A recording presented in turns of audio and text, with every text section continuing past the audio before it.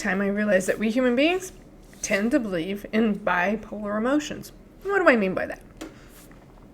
There was a gentleman that had to come see me for anger management.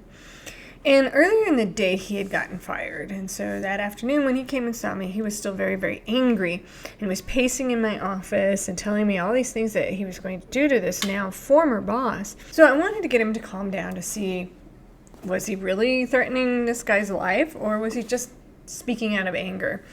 And at one point, as he's pacing back and forth in my office, he stops and turns at me and he goes, "What?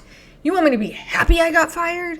I'm like, oh, so you think there's only two ways to experience emotions. You're either have positive emotions, happy, or negative emotions, angry, sad, anxious, that sort of thing. And you know what? There is a third option. And that third option is what we call neutral emotions.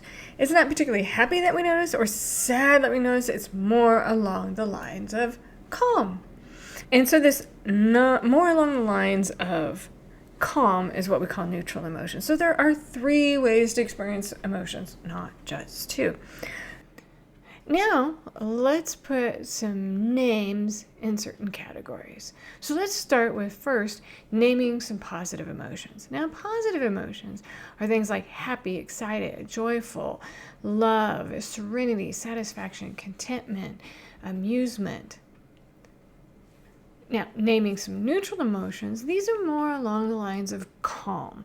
These aren't sad that you notice or excited that you notice. So it can be things like fine, all right, okay, just, air quotes here, normal, just plugging along, nothing new. Now, with negative emotions, this is where it gets interesting.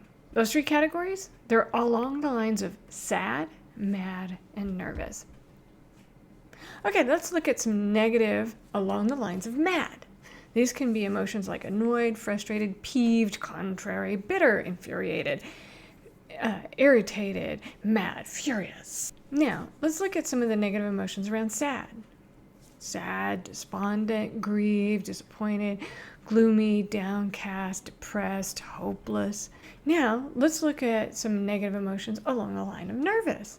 It can include nervous, afraid, fearful, anxious, apprehensive, overwhelmed, dread, and panic. From evolutionary psychology, emotions serve an evolutionary goal. A lot of your positive emotions are about connections and building those social structures. Your negative emotions are typically your fight, flight, or freeze. Now, they also refer to this as negativity bias. Now, are we more motivated by the carrot or the stick? Many times we're very much motivated by the stick. We know there's three ways to experience emotion, not two, and that there are three categories within the negative emotional realm. So next time when you find yourself emotional, you can ask yourself, am I experiencing a positive emotion, a negative emotion, or am I just fine?